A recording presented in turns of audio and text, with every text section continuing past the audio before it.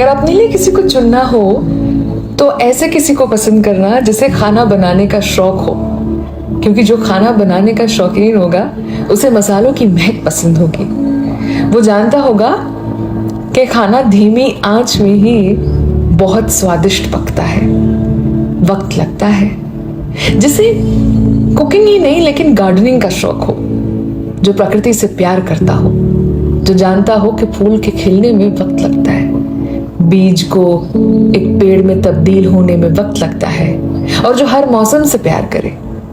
तो ये जेंडर की बात नहीं है, चाहे मर्द हो या औरत। अगर किसी में खाना बनाने का शौक हो या गार्डनिंग का शौक हो तो ऐसे किसी को पसंद करना, क्योंकि वो सब्र के साथ आएंगे और अपनाएंगे आपके हर रंग हर रूप को। कहते हैं कि नदी जैसा स्वभाव होना चाहिए, जब मोड़ आए तब मुड़ जाना और बहते रहना, कुछ याद ना रखना कि किसने कितने पत्थर आपके अंदर डाले हैं। लेकिन मुझे लगता है नदी से भी ज्यादा बेहतर है समंदर जैसा स्वभाव होना, क्योंकि जब आप समंदर होते हैं तो आपके पास किसी बूंद का हिसाब नहीं होता।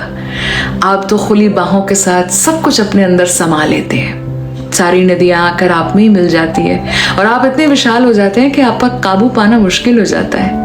अब आप बताइए, स्वभाव नदी जैसा होना चाहिए या समंदर जैसा? इलेक्ट्रिक वायर की तरह होते हैं रिश्ते। अगर जोड़ मजबूत है, कनेक्शन सही है, तो वो एक रिश्ता जिंदगी रोशन कर सकता है। लेकिन अगर कनेक्शन में गड़बड़ है तो शॉक लग सकता है। काफी सालों पहले किसी ने मुझे ये बताया था, और जब भी मुझे ऐसा लगता है कि बहुत देरी हो रही है, डिले हो रहा है, तो सब्र करने की जरूरत है, तो मैं ये याद कर लेती हूँ। एक बार एक गली में दो खाना मांगने वाले होते हैं। बहुत बुरी हालत होती है दोनों की, काफी दिनों से कुछ खाया नहीं होता है, बड़ी तकलीफ में होते हैं। वो दोनों डिसाइड करते हैं कि गली के अंत में एक बहुत बड़ी सी कोठी है और उसके दरवाजे पे जाके खाना मांगेंगे तो शायद कुछ मिल ही जाएगा, क्योंकि उन्हें रस्तों पे कुछ नहीं मिल रहा होता काफी दिनों से।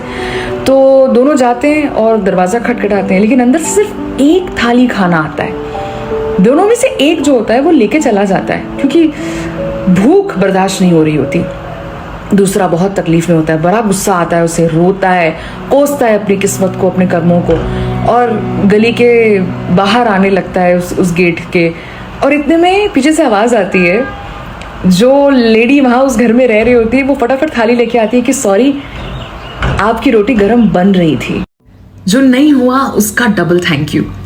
आप ट्रैफिक में फंस गए और आप गुस्सा कर रहे हैं, लेकिन एक्चुअल में उसी रोड पे आगे जाके कुछ और हो सकता था जिससे ऊपर वाले ने आपको बचा लिया, तो उसका थैंक यू। कोई बात नहीं, लेट हो गए ना, बच तो गए।